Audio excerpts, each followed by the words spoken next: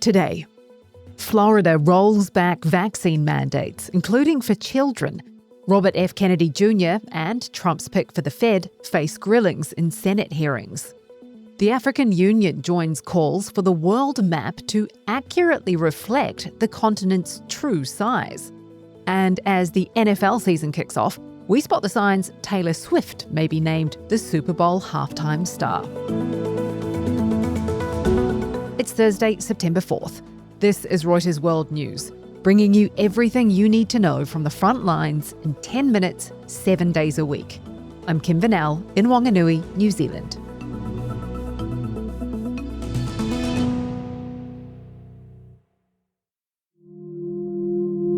Florida says it will end all state vaccine mandates, including for school children. Governor Ron DeSantis says vaccination should be a personal choice. Public health experts are issuing alarms and say the move could trigger outbreaks of preventable diseases, especially with Florida being a major tourist hub. A half dozen or so vaccines can be rolled back by the state, but others will have to go to the Republican-dominated Florida legislature.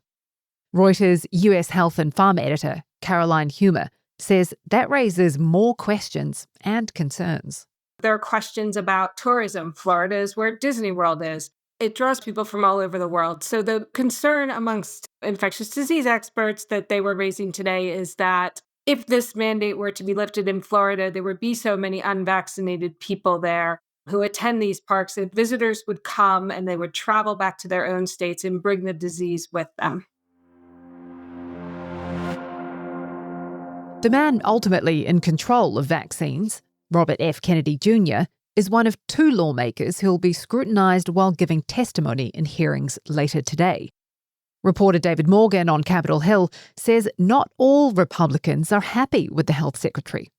It is said by Republicans that RFK's performance in the job has not met the expectations that Republicans had back when he came up for a confirmation vote, because he has taken steps to dismantle the mechanisms within HHS that dealt with vaccines. And the suggestion is that that kind of behavior can put at risk the health of the American public, which of course is not what the CDC or HHS should be doing.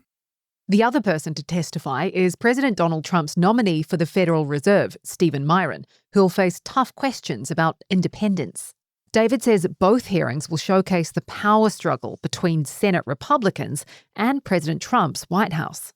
There seems to be more talk among Republican lawmakers, at least in the Senate, about how something should be done to stand up for the institution of the Senate, and that the Republican role has to be seen as something more than just a loyalty pledge to Trump. This grainy conversation you hear is the moment China's Xi Jinping and Russia's Vladimir Putin were heard on a hot mic discussing immortality and organ transplants. The pair were walking a red welcoming carpet at a summit in Beijing as they chatted through translators. Xi told Putin that while in the past people rarely lived beyond 70, today at 70 you're still a child. Putin responds by talking about how human organs can be continuously transplanted and that you can even achieve immortality. At that same summit was North Korea's leader Kim Jong-un, who vowed full support to Russia's army. Pyongyang has sent artillery ammunition and missiles, as well as thousands of soldiers to Russia to support it in its war against Ukraine. South Korea believes the North has plans to send thousands more. Meanwhile, some 30 leaders are meeting with Ukrainian President Volodymyr Zelensky today. On the agenda, future security guarantees for Kyiv if there's a ceasefire, and coaxing the US back to their efforts. Trump says he plans to hold talks about the war in Ukraine in the coming days.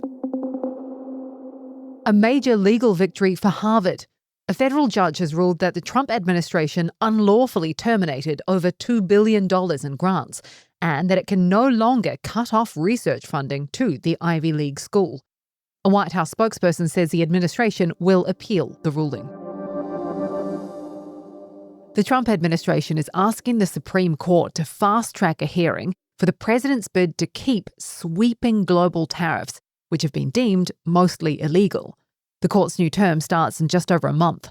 It already has a bunch of other cases to hear which test the limits of Trump's presidential power, like his immigration crackdown and the firing of federal officials, among others. Here's legal reporter Andrew Jong.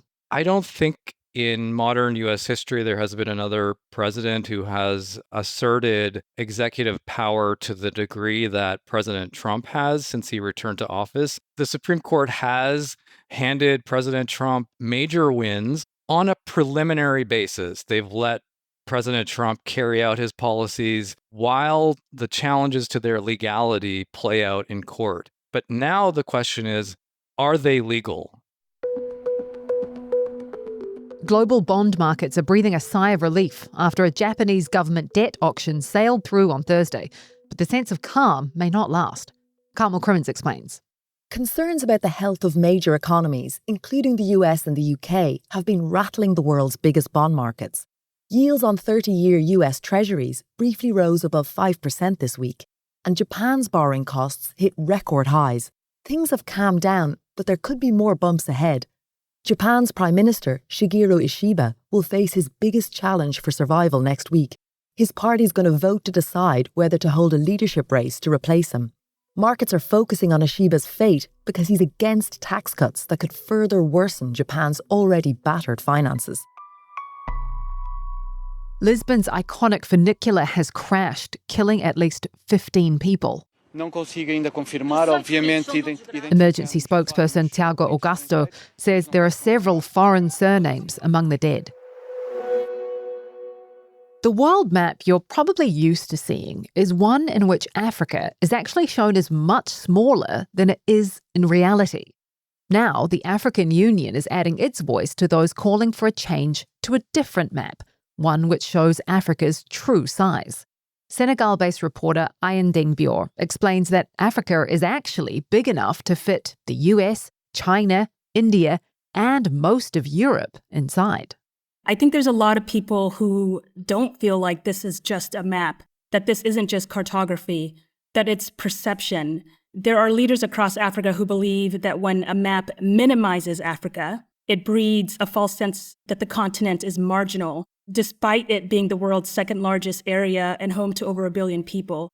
So in the story that we wrote for Reuters, one regional leader told us that the Mercator carries a, quote, ideology of power and dominance that we don't need to reproduce. So in other words, if Africa looks smaller on a map, it gives a false narrative that the continent is less significant, and this can have real-world consequences.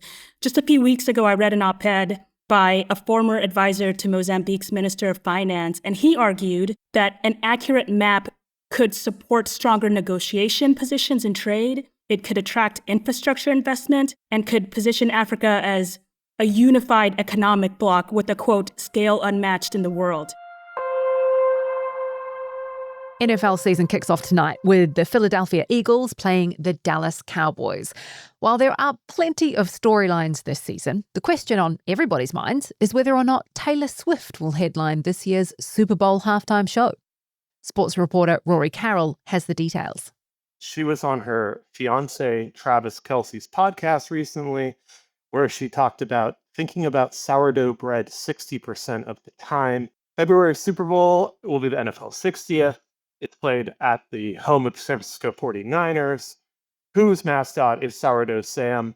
So connecting the dots here, it seems like she has been foreshadowing this to happen. The NFL, of course, would love to have her. She reaches a demographic. She reaches women. That is not their typical audience, a younger female demographic. And she's putting out an album next month. And so it just seems that the stars have aligned for her to finally take the stage at really the biggest musical performance of the year.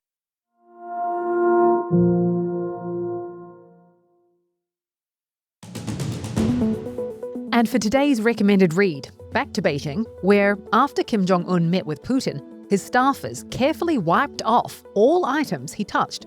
Analysts say it's part of a set of measures to hide any clues about his health and to counter foreign spies. We'll drop a link to that story in today's podcast description.